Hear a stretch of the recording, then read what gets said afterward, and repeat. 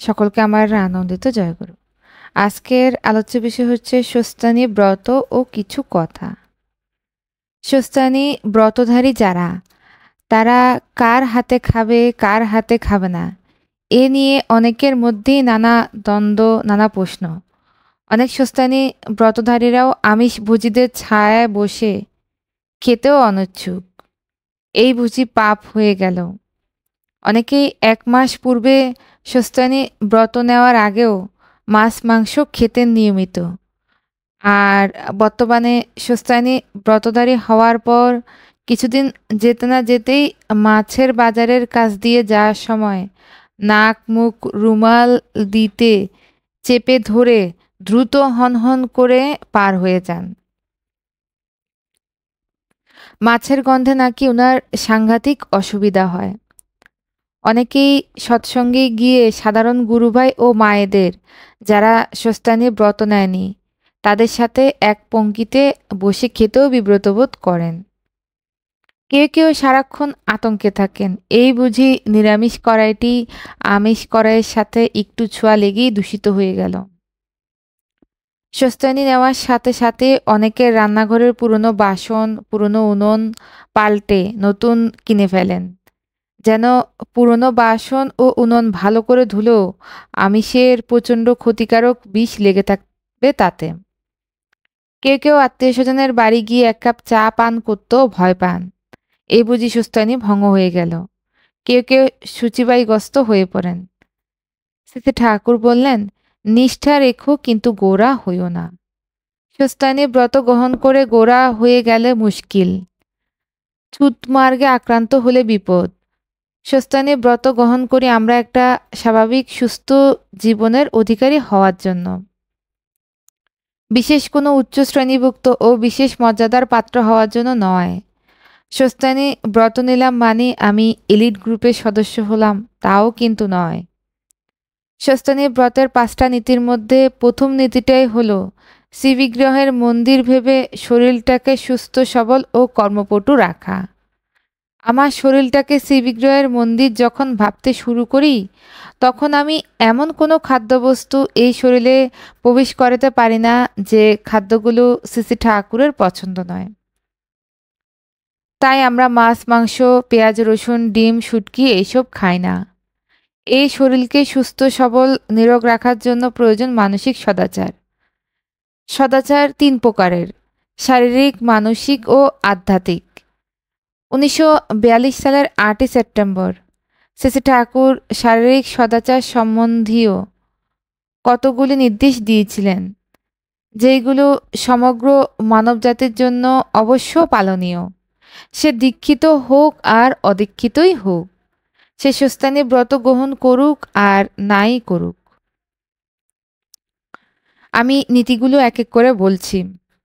প্রস্রাব করে জল নেওয়া, নাকে মুখে আঙ্গুল দিয়ে হাত ধুয়ে ফেলা, পরের ব্যবহৃত জিনিস যথা জামাকাপড়, গামছা, বিছনা ইত্যাদি ব্যবহার না করা, পায়খানা করে খুব ভালো করে শৌচাদি করা, ব্যবহারের জিনিসগুলো সবসময় পরিষ্কার পরিচ্ছন্ন রাখা, অসুখ বিসুখ হলে রোগের সংক্রমণ যাতে না হতে পারে এমনিভাবে চলা, অন্যের এঁটো না খাওয়া, এক পাতে অনেকে না খাওয়া, কোনো ফলটল খেতে গেলে ধুয়ে খাওয়া, বাসনপত্র ভালো করে মাজা, ঋতুমতী মেয়েদের শুদ্ধাচারে চলা, বিশেষ ছোঁয়া নাড়া না করা, রেস্টুরেন্টে চা ইত্যাদি না খাওয়া, দোকানের খাবার যথাসম্ভব বাদ দিয়ে চলা, বাইরে থেকে এসে হাত পা ধুয়ে ঘরে প্রবেশ করা, বাসি কাপড়ে খাদ্যদ্রব্যাদি স্পর্শ না করা,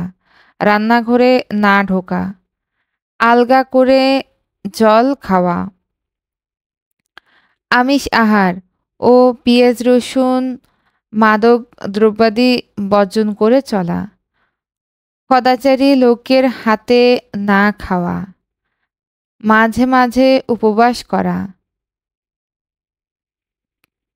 কিছু খেতে গেলে হাত পা মুখ ধুয়ে খাওয়া, আলো হাওয়া ও মাটির সংস্রব বজায় রেখে চলা, স্নানাদি ঠিকমতো করা, পরিমিত আহার, বিহার, শ্রম, নিদ্রা ও বিশ্রাম নিয়ে চলা, পারিপার্শ্বিককে সদাচারী করে তোলা, সবার সঙ্গে শুভ সঙ্গতি নিয়ে চলা,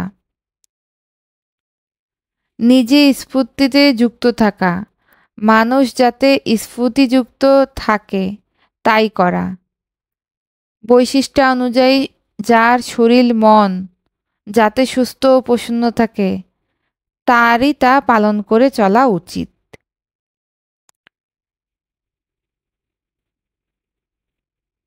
তিনি সেদিন এই নির্দেশাদি দিয়ে বললেন, মোটামুটি এইগুলো যদি ঠিক রাখা যায় তাহলে অনেকখানি হয়। আমি নিজে এই সদাচার পালন করে চললেই হবে না, যিনি আমার খাদ্য প্রস্তুত করেছেন, যিনি পরিবেশন করেছেন, তিনিও সদাচারী হতে হবে।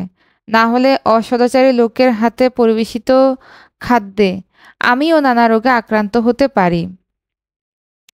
কেউ যদি এমন থাকেন যিনি পেস্টাব করে জল ব্যবহার করেন না, পায়খানা করার পর ভালো করে শৌচও করেন না, সর্দি ঝেড়ে হাত ধোন না, হাঁচি কাশি দেওয়ার সময় নাক মুখ ঢাকেন না, যার শরীরে সংক্রামক ব্যাধি আছে, যার কাপড় চোপড় ও অন্তঃবাস থেকে দুর্গন্ধ বেরোচ্ছে, তার হাতে পরিবেশিত খাদ্য কি আমার খাওয়া উচিত?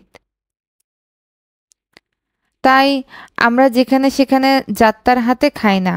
হোটেলে, রেস্টুরেন্টে, বিয়েবাড়িতে ইত্যাদি স্থানে যারা খাদ্য প্রস্তুত করে পরিবেশন করেছেন তাদের পোশাক আশাক কেতাদুরস্ত থাকলেই তাদের মধ্যে উল্লিখিত সদাচারের অভ্যাস থাকবে এমন কোনো নিশ্চয়তা নেই।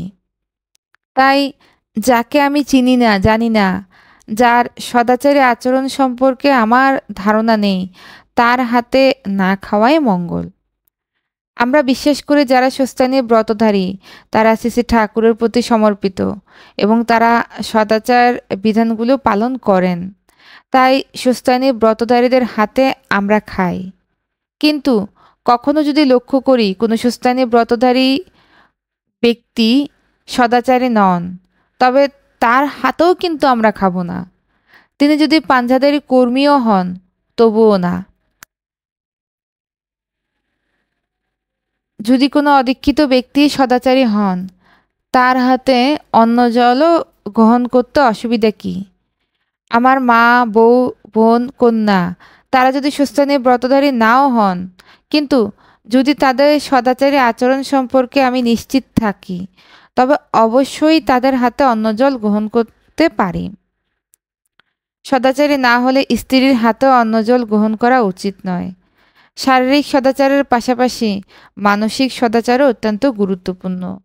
শাস্ত্রে আছে অন্নব্রাহী মন।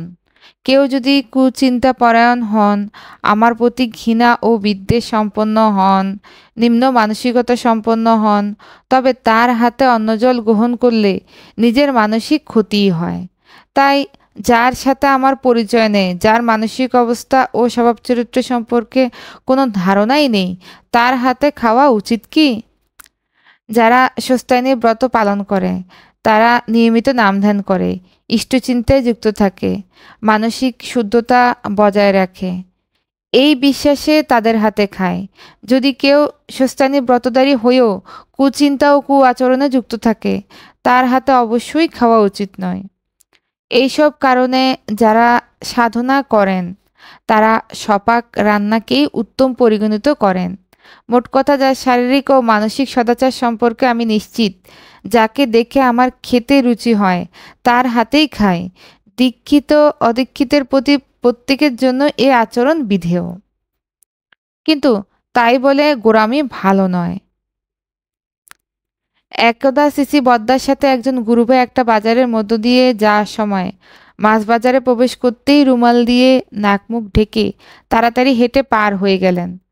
তা লক্ষ্য করে সিসি বদ্দা তাকে বললেন, তুমি এইভাবে রুমাল দিয়ে নাক মুখ ঢেকে মাছ বাজারের প্রতি ঘৃণা প্রদর্শন করা উচিত হয়নি।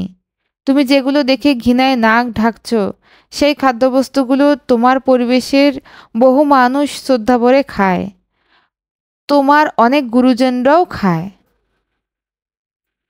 একবার একজন কর্মী দাদা সড়ক পথে আসাম থেকে দেওঘর গেলেন। পথে তিনি 3-4 দিন তিনি খাওয়া দাওয়া করেননি।